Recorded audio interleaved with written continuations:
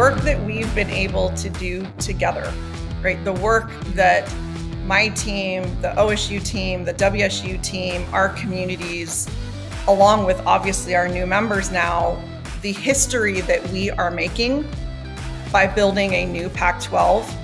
I call it tradition meets transformation, like taking this historic Pac-12 legacy and brand and creating something new.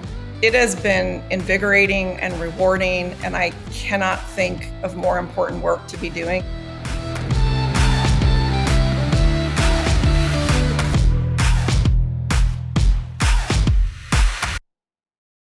Well, here we go. We are back for another episode of the Inside WSU Athletics podcast. And what a show we've got coming up here today. Of course, we're always joined by the Director of Athletics here at WSU, Ann McCoy. But we have, stopping by on this show, Pac-12 Commissioner Teresa Gould. Can't wait to talk with her. So much to discuss, and what an exciting time it is. And I'm sure there'll be plenty of things to get up to speed on. And with that, let's bring in the Director of Athletics here at WSU, Ann McCoy. And it's a busy time of year. It's almost kind of that official crossover season with the basketball regular season about to begin. And we've already got the exhibition season getting going. And then, football. We had a home game this last week. It was so great to be back at Giesa Field for that win over Toledo.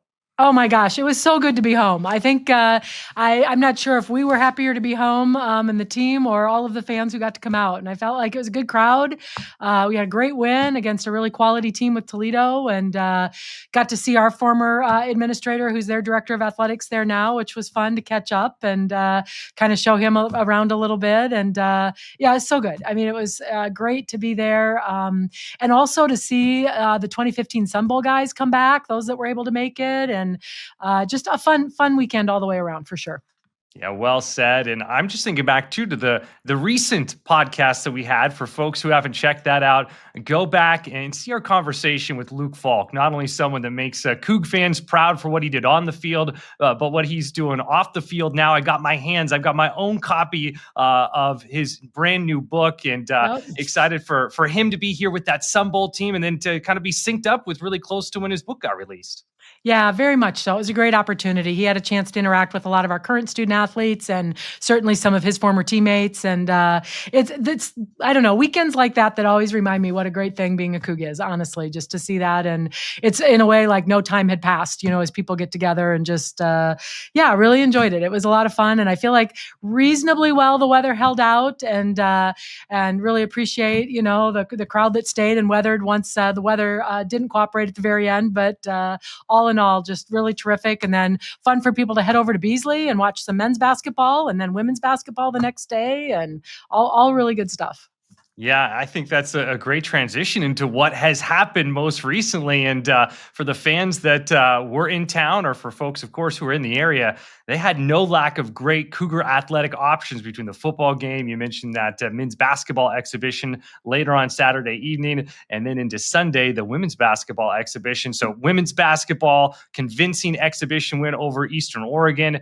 Men's hoops rallied late to defeat New Mexico, which is a really, really strong program to top them in that exhibition game. And that's kind of given us our taste coming up here with hoop season officially getting started on Monday. It is going to be a doubleheader. Idaho, the opponent for both the women first, playing at 11 a.m. and then the men later that night at 6:30. Can't wait for that. And then everything else that's going on. Volleyball, they ended up dropping a heartbreaker at conference leader San Diego. They're home this week. That's against Pacific on Thursday, and then heading to Corvallis against Oregon State on Sunday. So Corvallis, that's going to be a spot where plenty of action is coming up here soon. Yes. And then soccer, they battled through the rain, lightning delay at Portland. They fell 1-0. They host conference leader Pepperdine Saturday at 7:00. Tennis finished playing at the Battle of the Boot at TCU, and they head to the Gonzaga Invitational this weekend. Swimming, they didn't compete last week, but they host Denver on Friday, Northern Arizona on Saturday at Gibb Pool. And I feel like I'm running out of breath just talking about all the things that are going on. This is quite the time of year. I know. It's so true. I mean, I've been so excited and proud of all the efforts of the fall sports teams, and, men's, women's cross country getting ready for conference, and just, as you mentioned, now all the winter sports are starting up, and it's a great time to enjoy college athletics for sure. A lot of good things going on. Well, I heard you say the word conference there, and that is going to lead us into what we've got coming up here next. We've got the commissioner of the Pac-12 Conference, Teresa Gould, stopping by. So excited to talk with her, and that will be coming up in just a moment.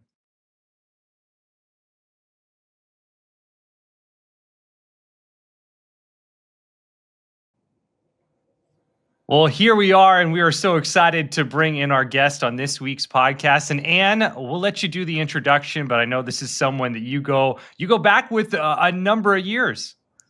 Yes, we do. I don't know. For the sake of both of our ages, we may not acknowledge how many years, right, Teresa? But we are so excited to have Teresa Gould, the commissioner of the Pac-12 Conference, on with us today. And sincerely, I would say this even if she weren't right here, one of my most favorite, not only colleagues and friends, and just amazing professionals. So I'm really excited that we get a chance to spend some time with her. And Teresa, I know a bit about your background, obviously, but a lot of people watching this don't. And so would love to have you share whatever you want, both about your background, but then also, kind of how your career has spanned. You've been at a number of institutions and conferences, and just kind of whatever you would love to share to introduce yourself to all of our viewers. Absolutely. Well, Chris, Ann is going to kill me, but before we launch into recording the podcast, I'm so excited we're doing this on Ann's birthday. So for the benefit of Coug Nation out there, it's Ann McCoy's birthday, and Ann McCoy and her birthday are more than worth celebrating. So happy birthday, Ann. Super blessed to have had 3 decades of history with you, and really fortunate to be working with you now. So after that happy birthday shout out, just to talk a little bit about myself, I am a very proud Iowan. And I was born and raised in a small farming community in the state of Iowa. And that's actually really important to this conversation about my career and my journey and my career trajectory for a number of reasons. I think for anybody that knows anything about the state of Iowa, there are no professional sports in the state of Iowa. So there are no NBA teams, no NFL teams, no Major League Baseball teams. So what does that mean? That means that college sports are the professional sports in the state of Iowa. And growing up in a small farming community in Iowa with a father who was a very, very proud alum of Iowa State University, he initially introduced me to college sports. And the byproduct of that is that at the age of probably 3, I remember getting in the car and him dragging me to tailgate in Ames at Iowa State football games.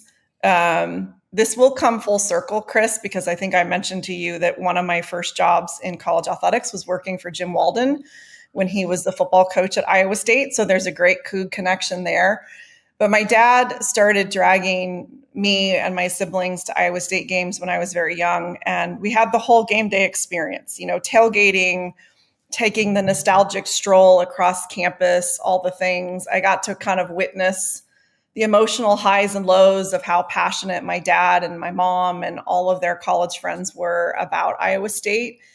And I remember my heart literally beating really fast. Like I would go to these games and we would sit in the stands and they would play the Iowa State fight song, and it moved me. Like at the time, I don't know that I understood what was happening, but I just remember going, wow, this is pretty cool. Like all of these alumni who love their university are coming back on a game day for football or for basketball or what have you. And they're supporting the institution that they love through connecting at athletics. And it really kept my parents engaged with Iowa State, with their friends from college.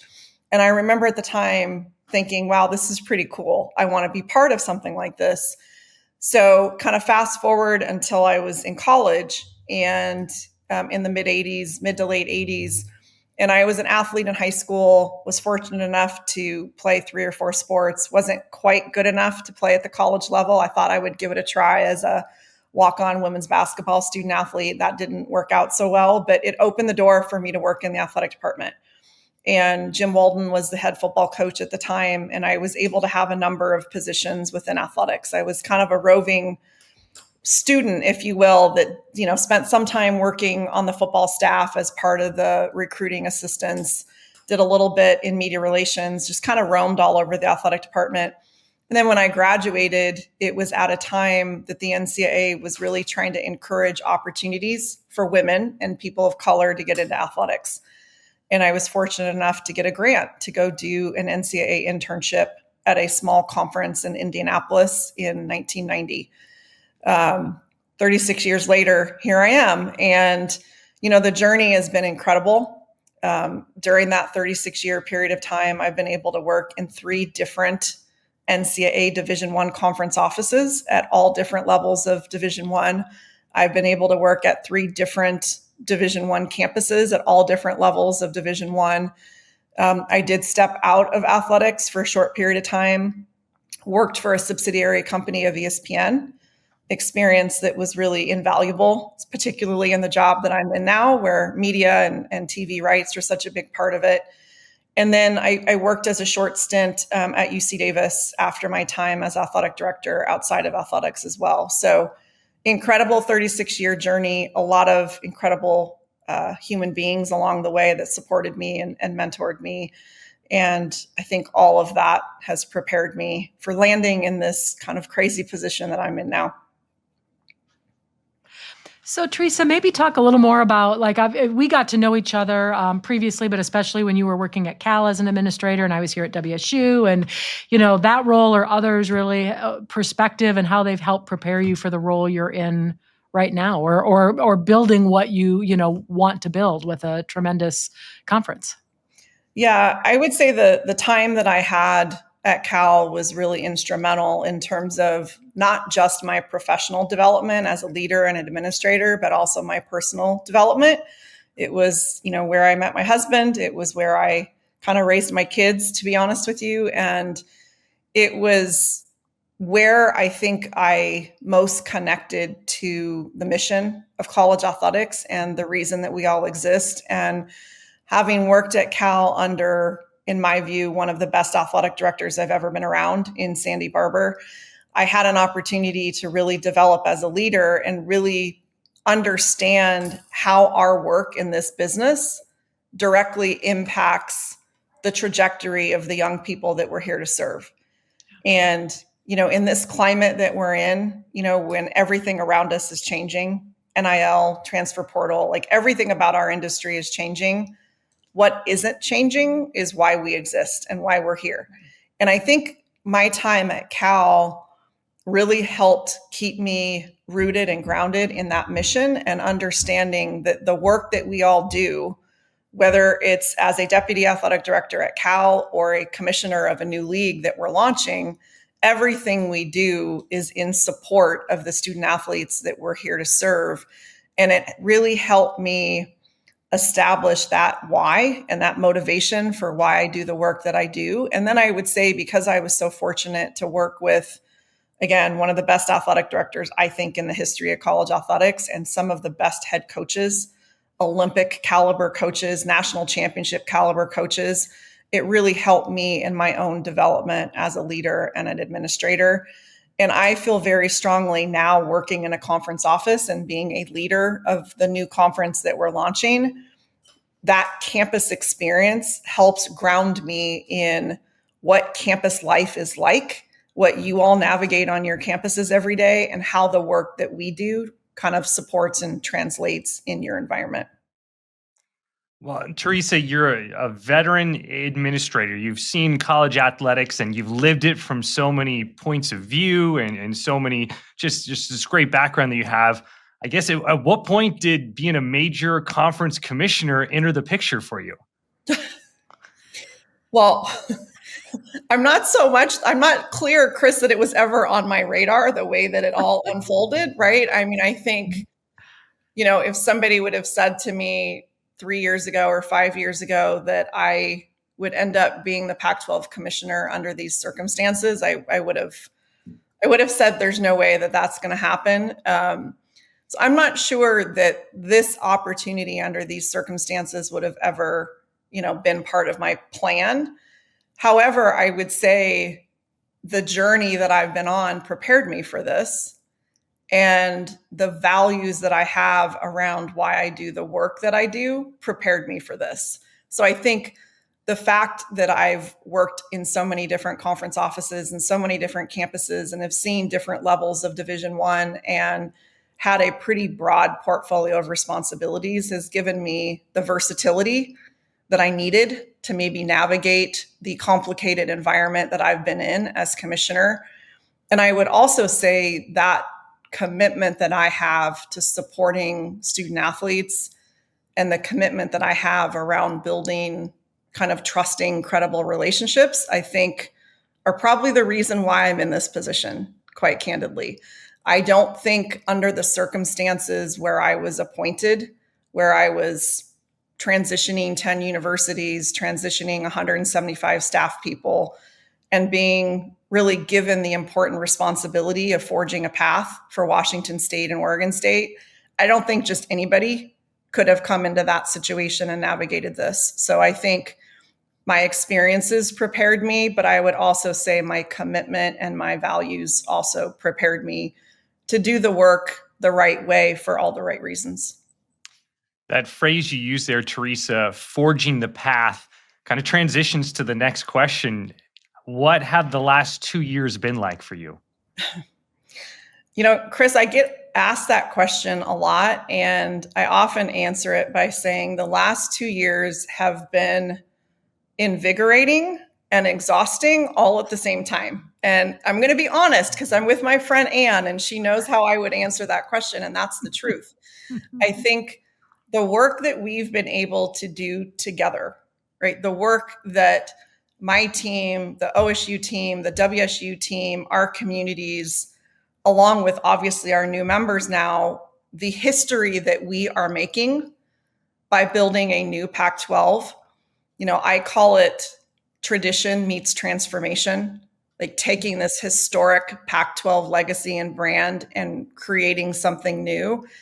It has been invigorating and rewarding, and I cannot think of more important work to be doing at this point in my career.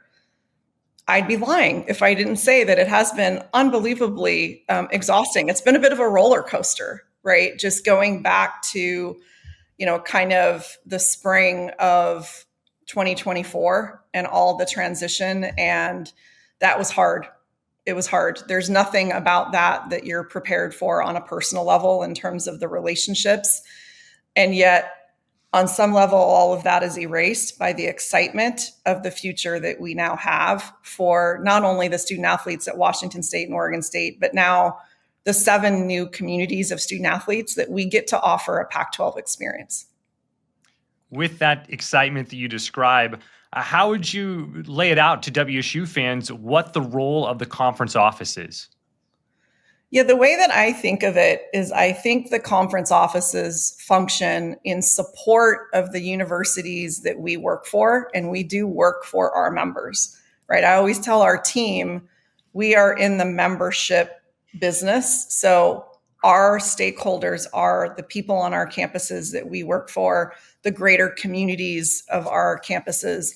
I always think of our role as strategy meets service, right? So we are a service organization. There are services that we provide to support the competition that exists on our campuses. That might be administering championships. It might be assigning officials.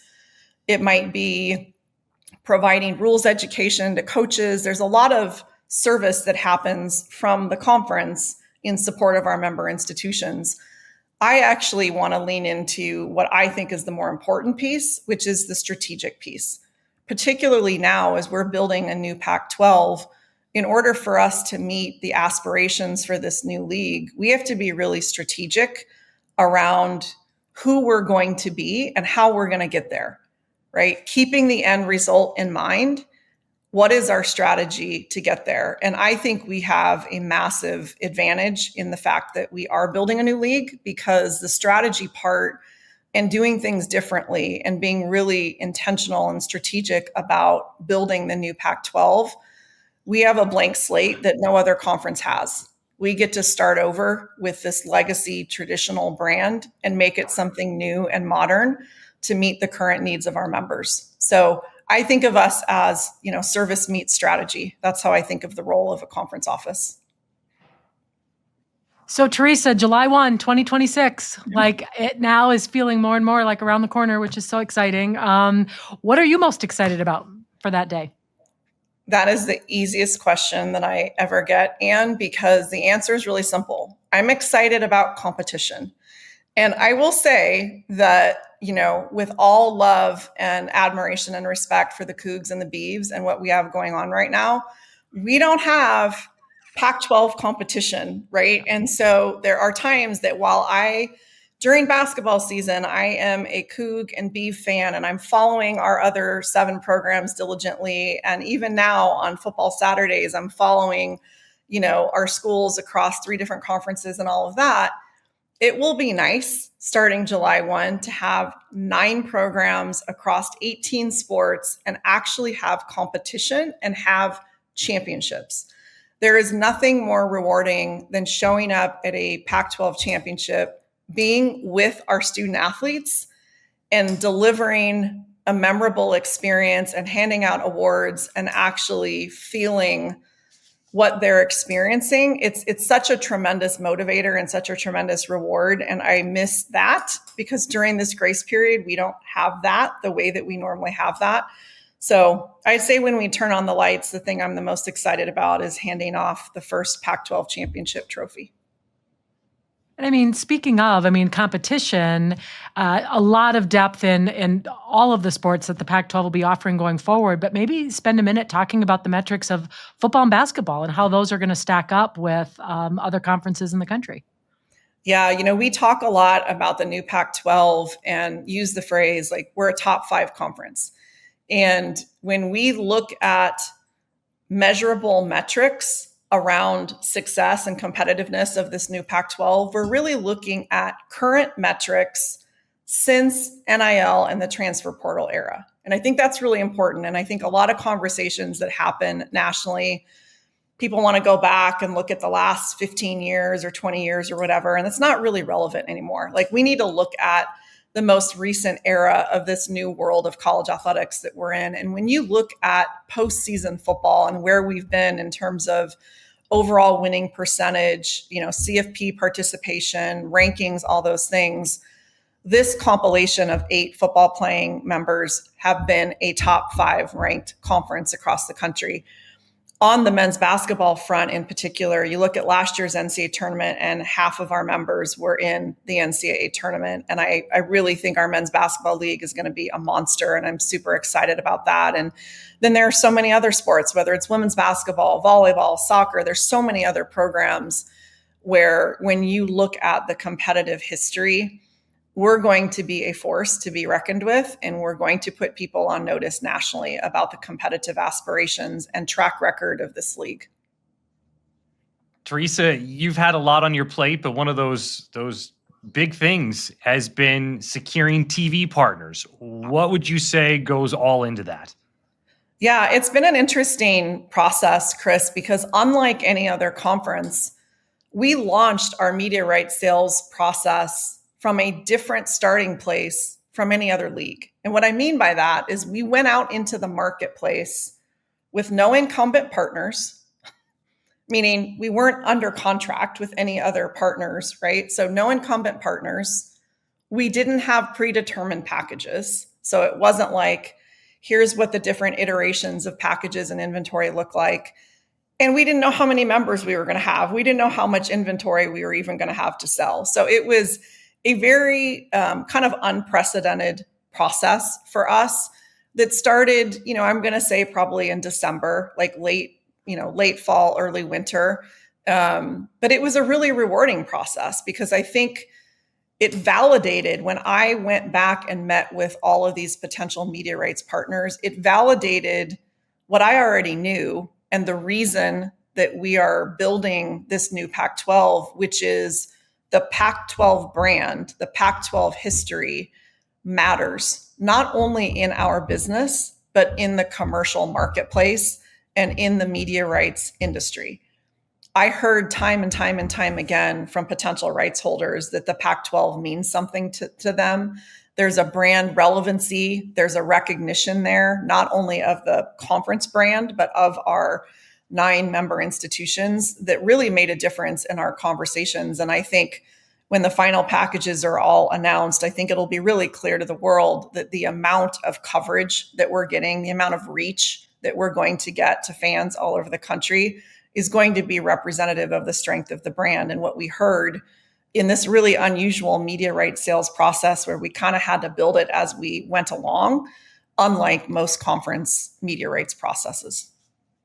TV rights, that's a huge part of it, but also membership. What goes into vetting potential conference members? Yeah, well, Chris, I will say, first and foremost, I want to just say, there's been a lot of interest in this league.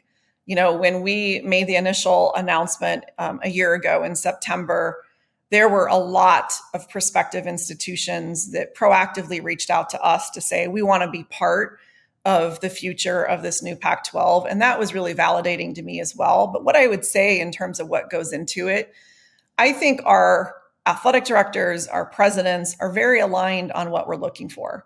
So I would say, first and foremost, we have a group of leaders on our campuses that are committed to really prioritizing the student athlete experience, not just talking about it, but actually doing it and putting that at the center of everything that we do. I think the Pac-12 has an incredible history of that, and I think that will continue. I think the second thing is we're really clear that we are going to compete at the highest level. And again, it's one thing to say we aspire to that. It's a whole nother thing to actually deliver on that and invest in a way that puts you in a position to do that. I believe we have 9 universities that are and will continue to invest in a way that positions us to compete at the highest level. I would say the other thing that we're looking for is we're looking for philosophical alignment across any prospective member that we consider for the future of the Pac-12. We are not trying to be like every other conference. We're trying to build a new and different forward-thinking conference that meets the needs of the modern day student athlete. The student athletes that are coming on our campuses now have different expectations for their experience than they did 5 years ago. And I would say all student athletes are not the same. So to assume that across all the sports that we're going to sponsor, that all student athletes have the same motivations or the same expectations is just not reality anymore.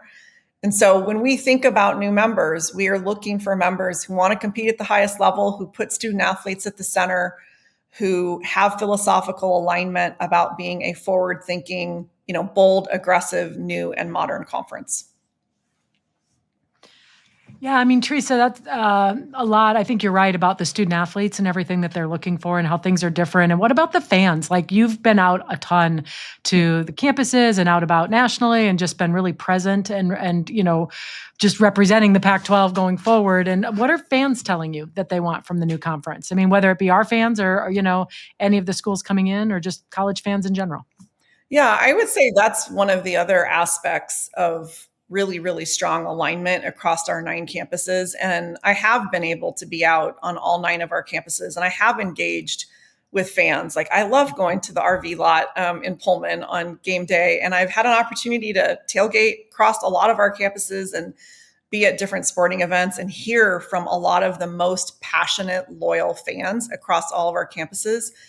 And I hear consistent themes, right? They want to go after it. They want to be bold. They want to be relentless.